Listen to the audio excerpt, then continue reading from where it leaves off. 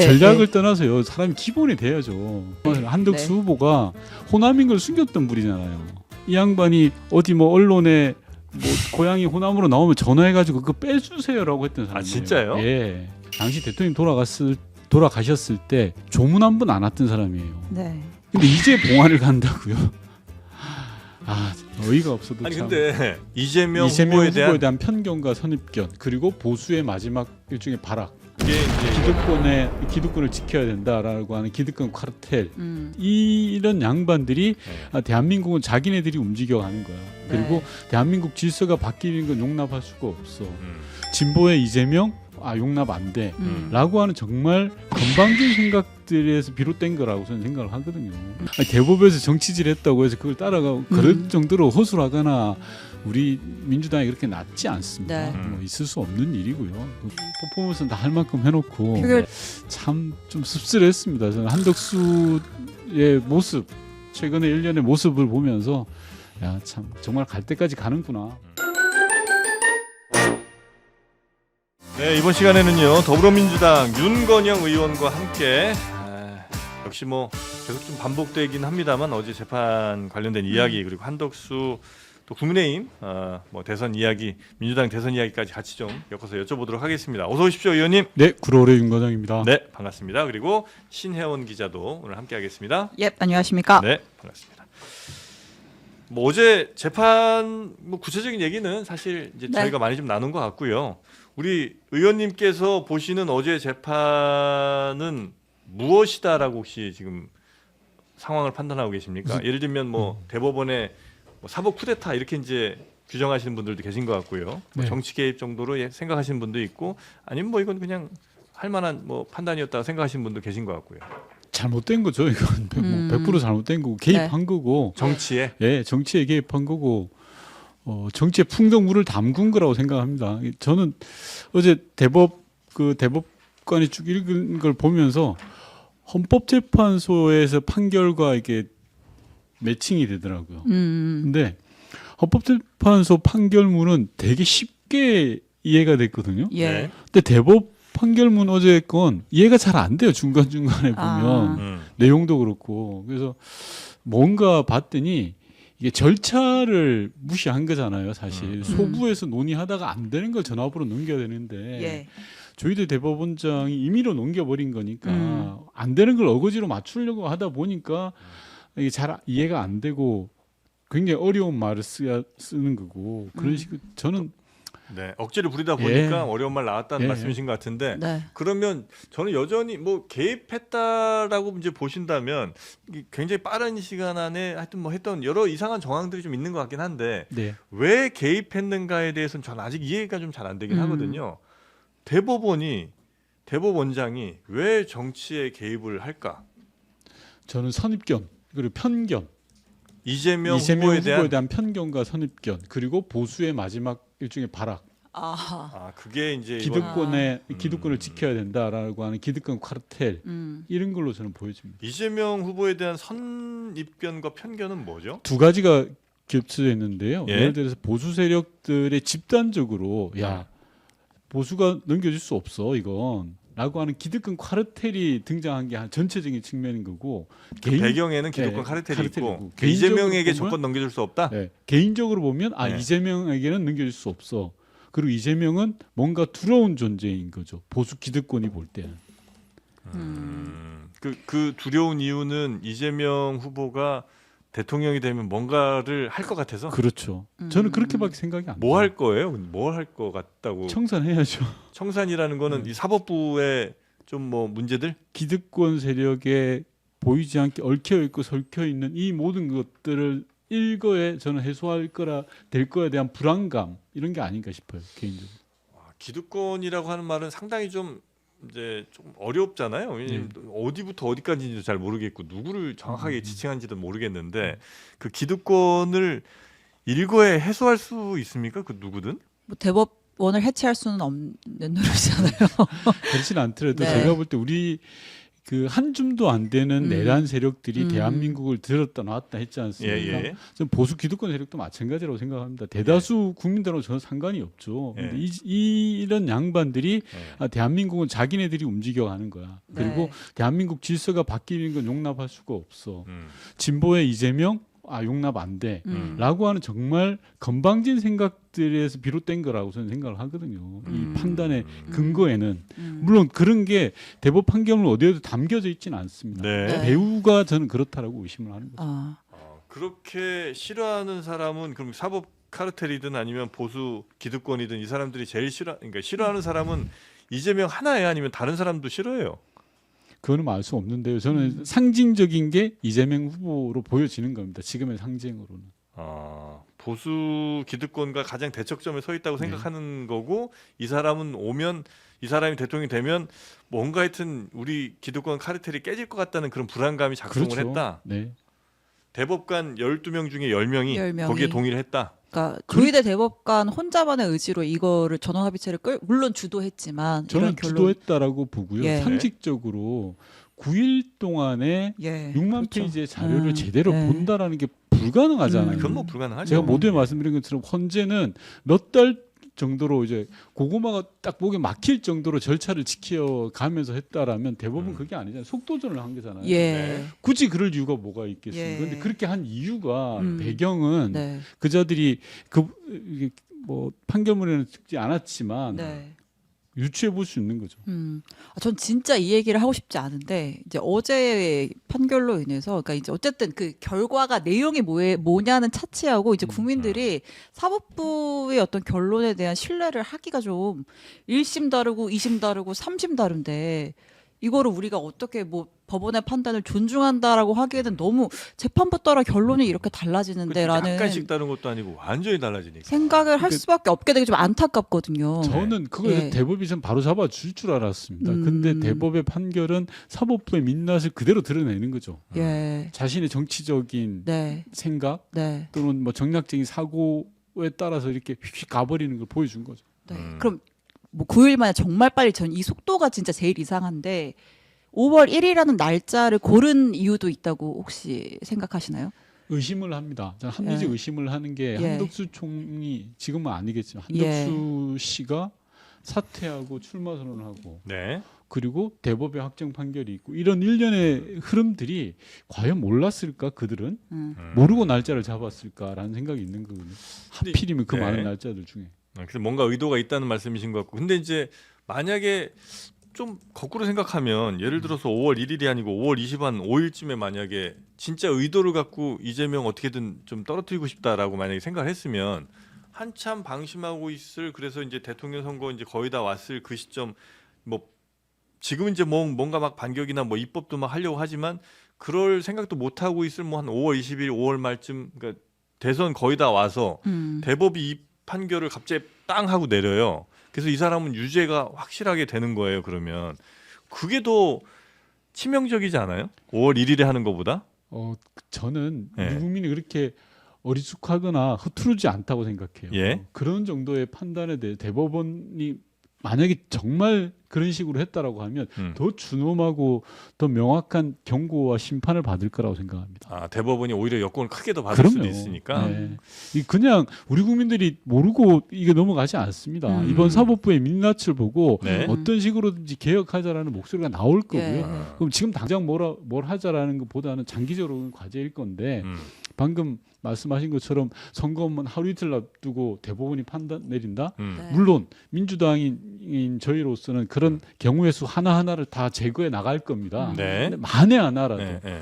뭐 워낙 상상을 초월하는 집단들이니까 한다고 하면 그건 엄청난 역풍이고요. 네. 심판을 못 피해간다고 생각합니다. 좀 그렇게 되면 적어도 대법원도 지금 이제 뭐 9일만 혹은 뭐 이제 그 전부터 따지면 대충 한 달 사이에 이제 판결 나온 거니까 더 욕 먹잖아요. 니는 열흘 안에 이걸 다 봤냐 이제 이런 얘기를 하는데 예. 적어도 한 달 정도 더 보면 뭐 그런 논란도 좀 덜 할 거고, 물론 이제 선거 임박해서 그 선고 내리는 것 자체가 이제 굉장히 또 논란은 되겠습니다만 그런 것도 충분히 선거운동 기간 내에 대법이 선고를 선거운동 내린다? 기간. 그건 그건 불가능한 불가능하죠. 거죠. 그러니까 사실상. 그거는 진짜 예. 말 그대로 내가 정치할게. 예. 내가 그냥 유니폼 입을게라는 거거든요. 네. 지금 딱 그 마지막 커트라인에서 대법이 한 거 아닙니까? 지금 이제 예. 커트라인에서 한 거다라고 네. 이제 보시는 거고요. 했고 왜냐면 다음 심지어- 주면 네. 후보 등록이거든요. 그렇죠. 사실. 아, 그러니까 그, 생중계까지 했죠. 네. 네.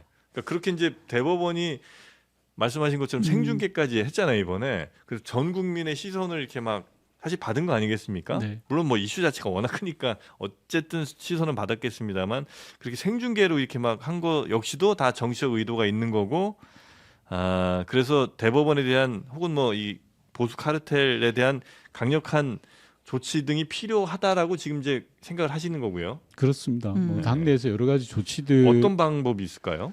대법원에 대해서 혹시? 대법원에 대해서 지금 당장 이렇게 하자라 뭐 저렇게 하자라는 구체적인 조치는 말씀드리기가 좀 제한되고요. 일부에서 뭐 탄핵 얘기도 나오는 것 같긴 하던데. 그거야 네. 저희가 이제 우리 당의 지도부 그리고 선대위가 전략적으로 판단할 부분이라고 생각합니다. 네. 그것까지 이 자리에서 말씀드리기는 지금 좀 제한되고 예. 대법에 대한 개혁 제도를 어떻게 가져갈 것이냐라는 부분부터 시작을 해서 네. 당장은 6월 3일까지 저들이 어떤 수를 쓸지에 대한 경우의 수를 제거하는 것이 중요하지 않습니까? 대법이? 대법이든 또는 고법이든 아. 어떤 경우에서든 그래서 그런 부분들에 대해서 아마 예. 뭐 당에서도 그렇고 저희들도 많은 논의를 하고 있다고 있는 상황입니다. 네. 사실 이제 어제 판결로 인해서 이재명 대표는 헌법법 사건에서는 이제 사실상 유죄 판결을 받게 됐죠. 이제 대법의 판결에 귀속돼서 2심이 파기환송을 하게 되니까. 근데 법적으로 확정이 되는 거, 유죄가 확정이 되는 거는 대선 전에는 어렵다라는 게 이제 그렇겠죠. 중론이에요. 그럼 어쨌든 이제 이재명 대표는 대선을 쭉 치르게 될 텐데 이제 문제는 어쨌든 어제의 대법 판결이 계속해서 이 대선 과정에 영향을 미친다라는 거잖아요. 이제 뭐 예를 들어서 뭐 일단 어제 바로 이제 하니까 이제 뭐 국민의힘 후보들이라든지 뭐 이준석 후보라든지 민주당 후보 교체해라 이런 사퇴해라 뭐 이런 얘기 사퇴하고 많이 후보 하더라고요. 교체해라 이런 주장이 나오고 그리고 이제 토론회 같은 거를 이제 들어가게 되면 이재명 대표가 이제 선거운동 과정에서 이제 뭐 파기환송심 재판에 못 나가거나 하는 경우에 대해서 뭐 재판 지연하려는 거 아니냐 이런 식으로 막 공격이 들어올 거 아니에요. 그럼 이제 이재명 대표는 최근에 어쨌든 이제 집토끼를 확실하게 잡았다고 보고 중도 보수로의 확장 전략을 펴고 있었는데 여기에도 좀 변화가 생기나요? 우선 기본적으로 민주당 예. 그리고 이재명 후보를 중심으로 해서 흔들림 없이 앞으로 나가는 게 제일 중요하다고 생각합니다. 예. 후보 교체는 뭐 일말의 여지가 없는. 그걸 왜 합니까? 예, 예. 말이 안 되잖아요. 아니, 대법에서 정치질 했다고 해서 그걸 따라가고 그럴 정도로 허술하거나 우리 민주당이 그렇게 낮지 않습니다. 네. 뭐 있을 수 없는 일이고요. 그 부분에 대해서는 흔들리지 않는 단일 대우로 해서 앞으로 나아가는 게 저는 가장 중요하다라는 생각이 듭니다. 그리고 앞서 말씀드린 것처럼 보수가 어떤 장난질, 못된 정치질을 할지에 대한 경우의 수를 사전에 제거하는 것들이 예. 필요하겠죠. 네. 그게 입법 과제면 입법 과제 네. 또는 정치적인 액션이면 정치적인 액션. 예. 그 모든 건 다 열어놓고 생각을 해야 된다고 생각합니다. 앞서 말씀드린 것처럼 저는 선거는 중도 보수를 누가 더 많이 확보하느냐의 싸움이라고 한다면 중도 국민 대다수는 이 상황을 보고 있지 않겠습니까? 예. 국민이 선거로 뽑을 대통령인데 사법부의 몇몇 대법관들의 장난에 의해서 또는 정치 개혁에 의해서 이게 좌지우지 된다라는 네. 걸 용납하지 않습니다. 저는 중도 보수의 시각을 가지신 분들도 네네. 마찬가지라고 저는 생각합니다. 근데 이제 대선 후보 토론을 지금 그려보면 너무 이렇게 눈에 선하잖아요. 그러니까 아마 뭐 한동훈 후보가 됐건 뭐 이준석 후보가 됐든 뭐 김문수 후보가 됐든 분명히 그 얘기 할 거 아니에요. 당신 대법 우리나라 사법체계 인정하냐? 뭐 인정한다고 당연히 하실 거고. 우리나라 대법원에서 유죄 취지로 돌려보냈다는 얘기는 당신 유죄란 얘기인데 그 자격 없는 후보가 지금 나와서 토론하는 게 말이 되냐? 빨리 사퇴하라고 할 거 아닙니까? 그 방어 논리가 있어야 되잖아요. 예. 근데 그 자체가 잘못된 게요. 예. 유죄 취지라고 대법이 판결했지 그 유죄가 네. 예를 들어서 대선에 출마가 불가능한 건지 음. 예를 형량을 들면 정해진 건 네, 아니니까. 형량을 정해진 건 형량에 아니에요. 대한 이야기니까. 예, 예를 들어서 네. 100만 원 이하 선거법에서 100만 원 이하면 얼마든지 비선거권이 제한되지 않습니다. 네네네. 근데 그런 질문 자체가 정치적 공격인 거고 그런 정치적 공격이라는 걸 국민들이 너무 잘 아실 거예요. 그리고 그런 부분들에 대해서 저는 많은 일단은 이제 보수 언론에서 이재명 사법 리스크라고 하잖아요.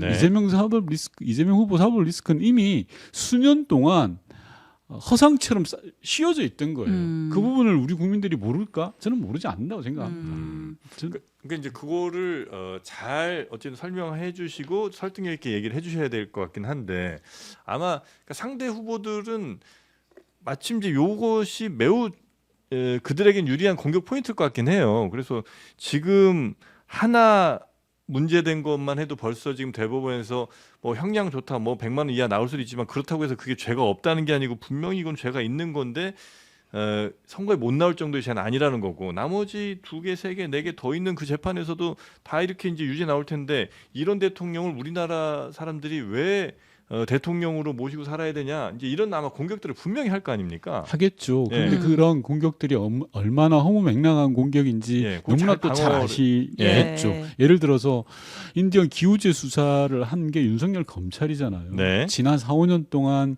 털다 정말 비 오는 날 먼지 나도록 털었던 게 네. 이재명 후보잖아요. 예. 그래서 나온 건데 음. 1심에서 유무죄를 다퉜던 거잖아요. 음. 그리고 뭐 여러 가지 대장동이니 뭐 여러 가지 많습니다만 네. 입증된 건 하나도 없지 않습니까? 음. 그렇기 때문에 저는 충분히 방어가 가능하고 네. 그런 걸 이용하면 할수록 오히려 역풍이 불 수밖에 아. 없을 거다라고 생각합니다. 다수의 국민들은 지금 이 상황에 대해서 정확히 판단하고 계시고 그래서 이런저런 공격들에 대해서도 크게 영향받진 않을 거다 이렇게 이제 보는 저는 것이다. 오히려 음. 네. 대법관 일부가 정치 개입을 하고 못된 정치질을 한 거에 대해서 네. 국민들이 준엄한 심판이 있을 거라고 저는 아. 생각합니다. 그러니까 지금 말씀해주신 내용을 쭉 뭐 정리를 하면 일단 이재명 대표의 선거 전략에 외연 확장으로 가는 선거 전략에 큰 틀의 변화는 없을 것이고 다만 뭐 보수 진영이라든지 해서 할 수 있는 뭐 장난질이란 표현을 아까 쓰셨는데 그런 거를 좀 막을 수 있는 방법들을 좀 차근차근 해나갈 거다. 네. 요렇게 이해를 했고요. 이제 그 장난질을 막는 여러 가지 뭐 준비 그런 방법들 중에 이제 계속 지금 얘기가 나오는 것들 중에 하나가 일단 좀 입법권을 활용하는 거. 뭐 예를 들면 이제 나중에 결국은 대통령이 만약에 되더라도 그 후에도 뭐 재판을 받니 많이 계속하니 이제 이런 논란이 있으니까 헌법 84조의 해석을 아예 우리가 입법으로 명확하게 하자 이런 움직임이 지금 있는 거잖아요. 네. 네. 그러니까 이제 뭐 대통령은 뭐 당선 이후에는 뭐 이제 재판을 더 이상 뭐 받지 아니한다. 뭐 이런 식으로 명확하게 법으로 박자라는 거잖아요. 이거는 미리 좀 준비를 했던 거예요? 아니면 어제 의원총회에서 처음 이 얘기가 나온 거예요? 미리 논의가 되기도 했었고요. 예. 이제 가시적으로 하는 것들은 어제 이후에 이제 가시적으로 되고 있는데 네. 이번 대선 과정에서 네. 말씀하신 것처럼 입법권적인 조치를 취하는 건 아까 말씀 헌법 84조거든요. 예.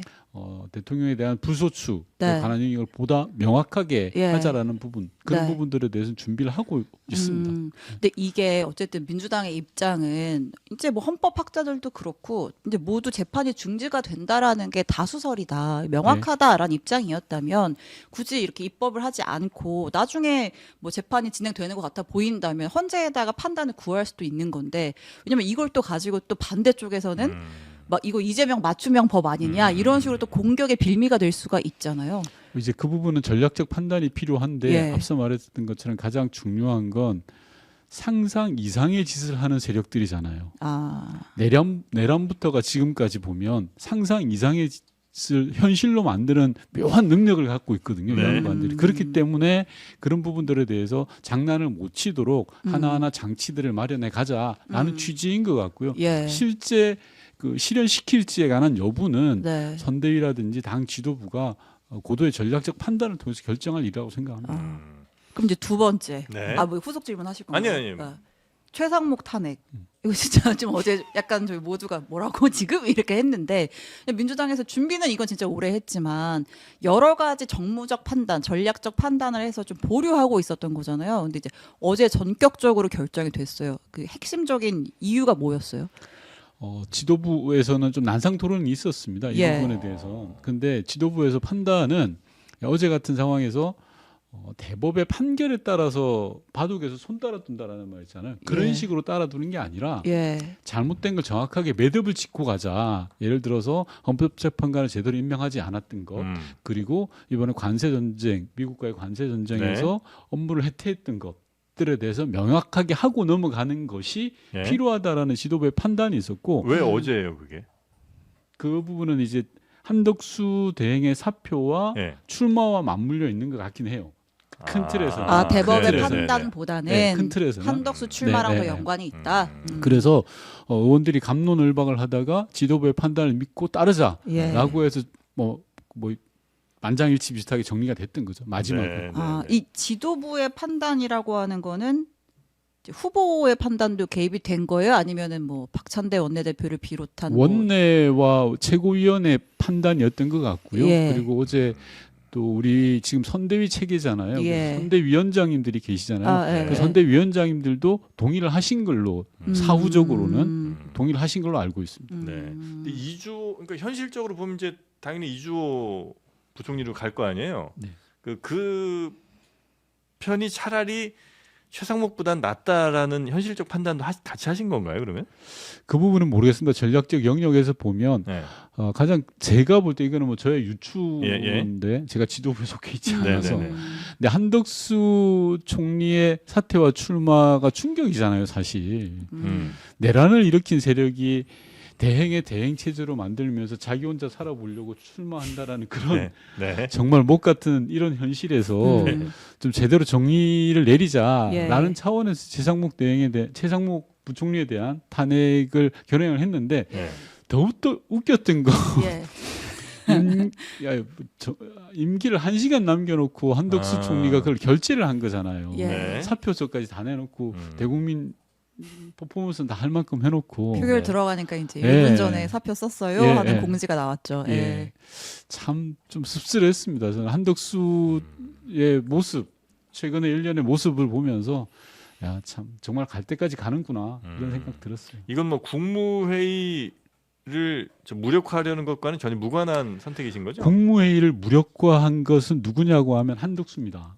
네. 왜냐하면 한덕수 총리가 사표를 내면서 국무회의인 정족수가 15명 이상이어야 되는데 예. 14명이 돼버렸어요. 예. 그러니까 저도 이 책임을 물어야 된다고 생각하는데 최상목 사표까지 포함해서 14명 된 거 아닌가요? 한덕수 총리가 사표를 내면서 14명이 돼버렸어요. 그 기준이 무너져 버렸어요. 음. 국무회의 자체가 성립이 안 되는 상황이 돼버린 거예요. 네. 그러니까 즉 내란의 주도 세력이고 내란을 막지 못했던 총리가 아무런 염치도 없고 책임도 없고 양심도 없는 상황에서 자기 혼자 살아보겠다고 출마를 한 거잖아요. 네. 그러면서 국무회의 자체를 성립이 못되게 만들어 버린 거예요. 이래 놓고 나서 뭐 오늘도 뭐 글을 내놨더라고요. 네. 나 그거 보고 좀 황당하고 좀 화가 났습니다. 아니 그럼 네. 그럼 이제 거부권 같은 것도 행사 못 하게 되는 거예요? 아니면 그렇습니다. 맞아요? 네, 아, 그럼 실제로 국회에서 뭐 통과시키면 그냥 통과되는 거예요? 그렇죠. 이제? 국무회의가 성립이 안 되니까요. 또 오늘 법적으로. 이주 권한대행이 국무회의 주재했는데요. 그거는 국무회의라는 건 네. 제가 말씀드린 의결을 하는 국무회의가 있고 예. 회의 자체는 돌아가겠죠. 예. 왜냐하면 국무회의를 하더라도 차관들이 와서 네. 국정은 멈출 수는 없는 거잖아요. 예, 예, 그런데 예. 이제 말씀드린 것처럼 국무회의에서 의결 정족수라는 걸 보면 네. 제가 아는 범위 내에서는 15명인데 네. 그 15명이 안 되는 걸로 알고 있습니다. 의결 정족수를 낮추는 거는 불가능해요? 예를 들면 11명으로 법에, 하자. 예. 10명으로 하자. 이건 안 돼요? 그거는 제가 법률가가 아니어서 아. 정확하게는 확인이 네. 안 그 뭐 되고 일부에서 있습니다. 뭐 대통령이 그건 정할 수 있다고 하는 얘기가 또 있는 것 같아서 네네. 그래서 뭐 정족수를 좀 낮출 수도 있나 하는 생각 좀 들긴 하던데 네. 여튼 현재까지 상황으로 볼 때는 국회에서 뭔가 법을 통과시켰을 때 아마 거부권을 행사하지 못할 것이다라는 거고 그러면 이제 뭐 특검이든 뭐든 하여튼 법률 뭐 조금 전 말씀해주신 뭐 재판중지법 뭐 이런 네. 것들도 올라가면 통과가 될 가능성이 꽤 높겠네요. 네, 저는 그렇게 보고 있습니다. 좀 정리를 하자면 네. 일단은 최상목 권한대행 사퇴까지 해서 이제 14명이 된 게 맞고요. 음. 그래도 이제 국무회의를 구성을 할 수는 있는데 네. 의결 정족수는 11명이에요. 의결 정족수는 11명이에요. 예, 예. 아 그래요? 그러면 또 거부권은 여전히 행사하는 걸로. 유효하겠네 그러면. 그렇죠. 아, 11명이에요. 예, 의결 정족수는 11명. 네, 그 전에 뭐 예. 무슨 정족수 뭐 15명 뭐 이런 게 좀 있었던 것 같은데, 네. 네, 그거는 이제 다시 한번 확인해 주셨으니까. 네. 그럼 여전히 이주호 부총리, 그러니까 이주호 권한대행도 민주당의 이런 여러 뭐 법안 통과 이런 거에 대해서 꽤 부정적으로 행동할 가능성이 좀 높은 사람이라고 판단하고 계시죠? 네. 근데 저는 예. 지금의 이제 고난 대행들은 해야 할 일이 뭐가 있겠습니까? 국정을 안정시키는 거고 예. 대선 관리 잘하는 선거 거고. 관리를 잘하는 거예요. 예. 딴 생각하지 말고. 예, 예. 그러니까 예를 들어서 한덕수처럼 자기가 출마할 생각해가지고 예. 법과 쓰고 자동차 쓰고 다 쓸 게 아니라 그런 거잖아요. 양심도 없는 제가 말씀드린 건 예, 예. 양심이 네. 없는 거잖아요. 네. 그 선거운동 준비를 자기가 다 한 거 아니에요? 예. 예. 총리 자리 있으면서 지역도 돌고. 아니 예.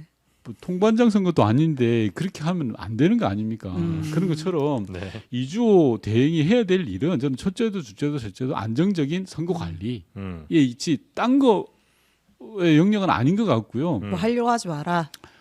물론 꼭 필요한 것들이 있을 겁니다. 외교 안보 음. 영역에 있어서는 네. 특히 미국이 관세 압박을 뭐 한다든지 이런 부분들에 대해서는 조치를 취해야 되겠습니다만 예. 최소한의 조치인 거고 가장 중요한 건 선거 관리죠. 그러니까 이제 사실 지난 이제 정부의 국무위원 중에 이제 어떤 내라는 공범에서 완벽하게 자유로운 사람이 없다 보니까 그럼 이제 계속 이제 대대행으로 갔을 때 이게 또 그런 선거 관리 그러니까 민주당에서 좀 의심하고 있는 게 그런 부분이라면 뭐 이조 대행 괜찮은가 이제 이런 의문들을 갖는 분들도 있더라고요. 예. 왜냐면 전에 한덕수 탄핵 외환시켜야 할 때 그 다음에 이주호잖아 이러면서 이제 그런 약간 분위기가 있었죠. 더 꺼려하신 분이 예, 있었거든요. 제가 예. 듣기로는.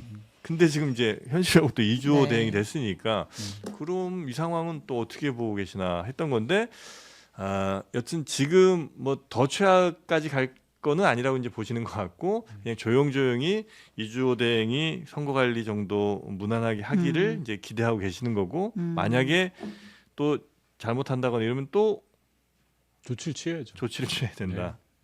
알겠습니다. 왜냐하면 네. 저도 이 상황이 정말 비상식적이라고 생각합니다. 네. 살이 안 맞잖아요. 네. 대행이라는 것 자체가 네. 우픈의 현실이죠. 그런데 왜 이런 현실이 초래됐냐라고 네. 보면 정말 상상을 초월하는 일들을 하고 있으니까요. 도리가 없는 거잖아요. 네네. 이 상황은. 알겠습니다. 한덕수 후보입니다. 이제 한덕수 후보 얘기를 잠깐 하면 뭐 이제 오늘 출마 선언을 공식적으로 했고 그다음에 이제 오늘 뭐 광주 간다는 것 같더라고요. 그래서 이제 뭐 국민의힘에서는 이제 그런 생각을 하는 것 같아요. 이제 뭐 한덕수가 호남 출신이고 그리고 나름 이 국정 경험이 있기 때문에 중도에서 좀 먹힐 것이다라고 해서 실제로 지금 오늘 호남도 가고 심지어 광주에서 하루 묵었다가 뭐 내일 또 봉하마을도 간다고 하고 이런 행보들 뭐 아무튼 뭐 이번 대선에 한덕수란 인물이 큰 변수가 될 수 있나요? 한숨을 너무 크게 쉬시네요. 아니 호남을 가고 예. 봉화를 간다고 하셨잖아요. 네. 이게 이제 이미 보이잖아요, 알려지신 이 전략이. 것처럼 예, 예, 전략을 예. 떠나서요. 사람이 기본이 돼야죠. 한덕수 후보라고 하겠습니다. 이제 예. 네. 한덕수 네. 후보가 호남인 걸 숨겼던 분이잖아요. 아 자기 공무원 이력에 호남을 다 뺐던 사람입니다. 그러다가 그래요? 예. 김대중 대통령이 정권 교체 성공하면서 자기의 호적에 나는 호남 출신이야라는 걸 썼던 사람이에요. 예. 그 전까지는 이 양반이 어디 뭐 언론에 뭐 고향이 호남으로 나오면 전화해가지고 그거 빼주세요라고 했던 사람이에요. 진짜요? 예. 그리고 또 아까 뭐 봉화 가신다고 했죠. 네. 제가 할 말이 많은데 봉화는 노 대통령 돌아가셨을 때 저 청와대에 같이 모시고 있었지 않습니까? 네. 많은 사람들이 노무현 대통령이 얼마나 한덕수 당시 총리를 신임을 했고 예. 믿음을 줬습니까? 그리고 마지막 총리였어요. 예. 노무현 정부 참여정부의 마지막 총리. 근데 당시 대통령 돌아가셨을 때 조문 한 번 안 왔던 사람이에요. 네. 이 양반이. 근데 이제 봉화를 간다고요? 어이가 없어도 아니 참. 근데 네. 아니 그렇게 따지면 그런 갑자기 김대중 정부 들어섰다고 호남 아닌 척하다가 호남 저기 고향 쓴 사람 그리고 그거를 모르지 않을 노무현 대통령 왜 이 사람은 이렇게 중요한 거예요? 그러니까 이제 뭐랄까요? 뭐 일각에서는 모피아라는 말도 있죠. 예. 그러니까 이제 기재부 예. 관료, 재경부 관료 예, 출신이어서 그런 쪽으로 특화된 사람이죠. 그 예를 들어서 관료들이 볼 때 국정 운영을 함에 있어서 미션을 부여하면 그 미션을 이렇게 해서 만들어가는 능력들. 그리고 그 능력과에 있어서는 뭐 이 양반이 나름 그 당시에는 인정을 분명히 받았던 건 있죠. 아 그래서 뭐 중용이 좀 되긴 했는데 정말 생명력인 대단합니다. 네. 김대중 정부부터 지금 벌써 몇 년이에요? 한 20년 더 이상 네. 아주 중요한 직책들만 이렇게 골라가며 정부 바꿔가며 뭔가 하여튼 용빼는 재주가 있긴 있는 모양인데 이 사람이 이제는 대통령까지 한번 하겠다고 이제 호남을 가고 네. 또 봉하마을 간다는 거 이거는 더 이상 민주당에서는 이건 이런 행보 자체가 용납할 수 없는 행보라고 이제 보시겠군요. 이런 것들 다 알리셔야 될 거 아닙니까, 그죠? 수준이 보이는 거죠. 자기 음. 고향을 감췄던 사람이 이제 음. 자기 한번 살아보려고 호남 가는 거며 대통령 한 번도 찾지 않던 사람이 봉하마을 가서 또 머리를 조아리는 거며 국민들이 뭐라고 하겠습니까? 이게 아무리 선거가 네. 급궁하고 네, 그래도 네. 그렇지. 네. 한덕수 포함 국민의힘 최종 후보는 누가 될 것 같으세요?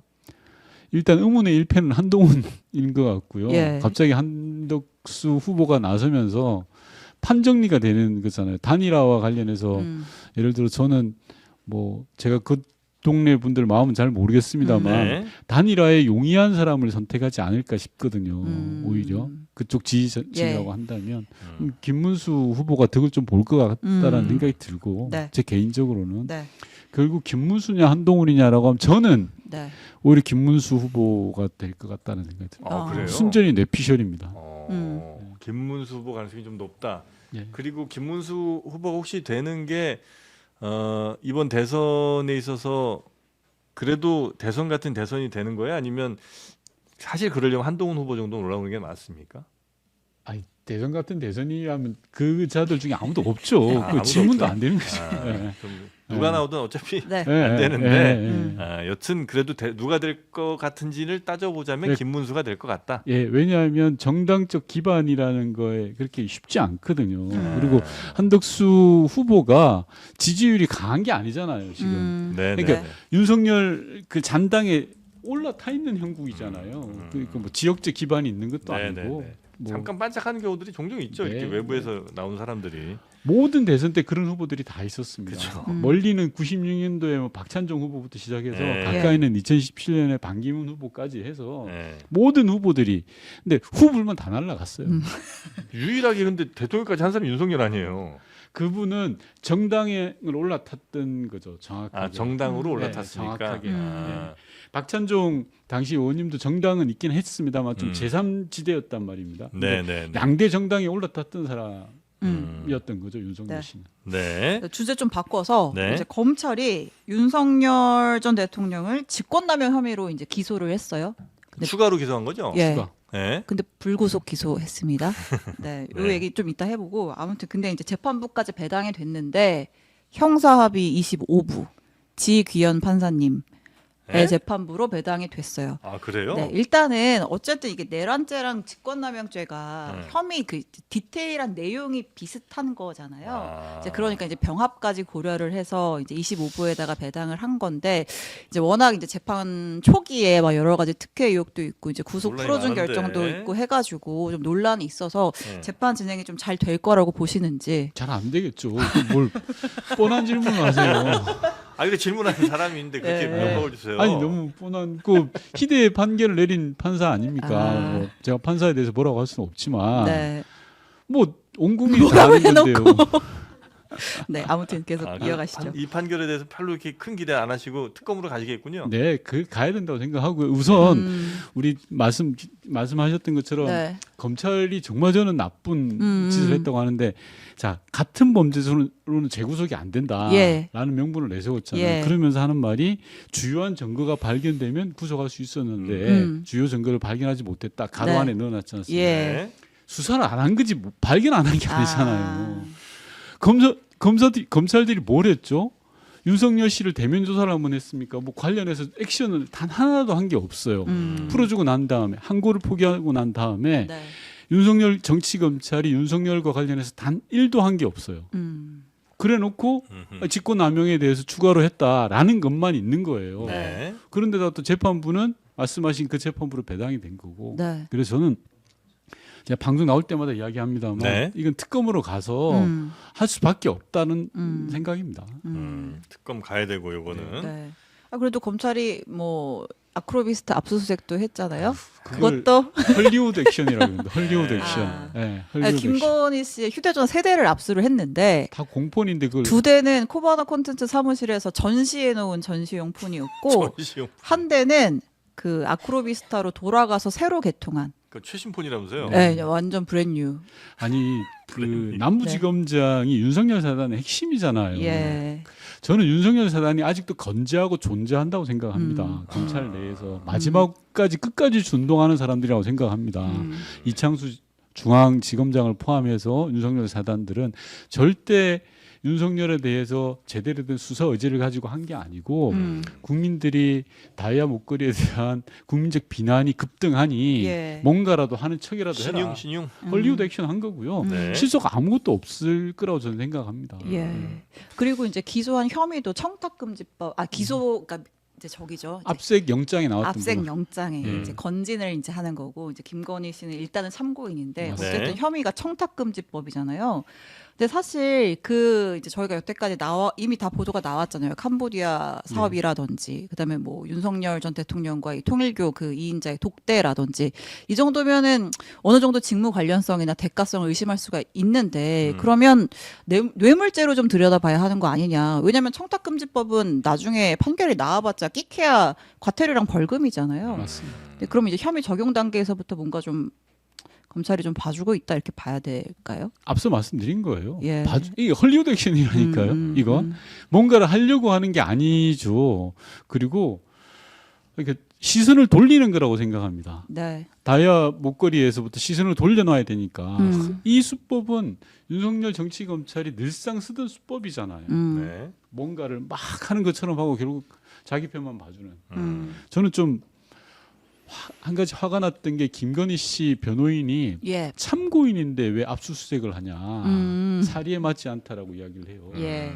그런데 야, 이재명 후보, 조국 대표, 문재인 전 대통령 숱하게 당했습니다. 참고인인데도요. 압색이 예. 아니라 가까운 사람들 출금시키고 예. 소환당하고 네. 야, 그분들이 당한 수사의 한 10분의 1만 제대로 당하라고 하세요. 그럼 나옵니다. 네. 맞다. 그 문재인 대통령이 그 뇌물죄로 기소가 또 돼버려가지고. 예. 그 10분의 1만 조사하라고 아. 하시면 됩니다. 네. 근데 이제 그 해당 검사들을 공수처에 다시 이제 고발을 하신 네네. 거죠. 검찰권을 남용했다. 직권남용했다라는 예. 거고요. 여러 가지가 있습니다. 첫 번째는 별건 수사를 했다. 즉 검찰이 들여다봤던 건 사위의 취업 문제였잖아요. 예. 근데 사위가 이전에 다니던 직장까지 가서 다 뒤져봤어요. 예. 그리고 문재인 전 대통령 내외 10년치 계좌를 다 들어봤어요. 그리고 딸의 고등학교 동창까지 뒤져봤어요. 별건 수사에 정말 표본을 보여준 거고 예. 두 번째는 허위사실에 대해서 일종의 검찰발 단독을 한 40건 정도를 막 뿌려줬어요. 언론에다가. 그게 다 저희가 기록을 다 확보를 했거든요. 네. 수사기록 유출하고. 예. 피의사실 유출하고. 예. 이건 이제 피의사실 법적 유출. 대응 이제 하고 계시는 거고요. 네. 그래서 형사고발했고 네. 특히나 칠순 노모를 19차례인가 전화나 문자나 찾아가서 야 사돈 불러라. 그렇게 봐주려고 해서는 안 된다. 사돈이 문재인 전 대통령이거든요. 예. 이런 식의 강박 수사가 어디 있습니까? 그래서 스토킹법 위반했다. 예. 또 넣었으셨어요? 네. 스토크잖아요. 검사가 아니라. 그래서 예. 형사고발했죠. 예. 알겠습니다. 자, 하여튼 그런 것까지 있었고요. 마지막 질문 하나 더 뭐죠, 해주세요. 뭐죠?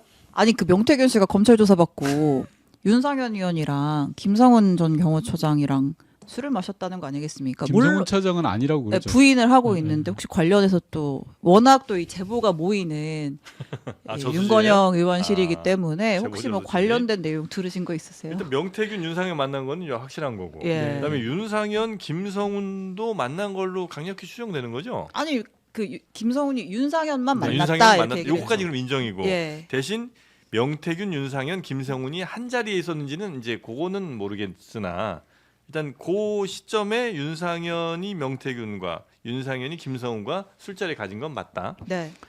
김성훈 차장이 그랬다는 겁니다. 경호처 관계자들한테 네. 야, 내가 반드시 돌아온다. 국민의힘에 가서 내가 나중에 금이 환영할 거야.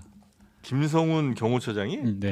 경호차장이 네. 경호처 관계. 그럼 뭐 정치권으로 들어가겠다는 거고. 일종의 그런 뉘앙스죠. 그래서 배지 달고 돌아오거나 그래서 이런 배지를 달든 나중에 정권을 찾아오면 경호처장으로 난 다시 돌아온다. 호언장담을 했다는 거예요. 그러니까 그 사람의 뇌에는 이미 그런 자기의 방향을 정한 것 같아요. 그러니까 윤상현 의원을 만났던 거죠. 그러니까 네. 윤상현 의원을 만났다는 게 그냥 뭐 정리에 의해서 무슨 정이 있어요, 그 사람들끼리.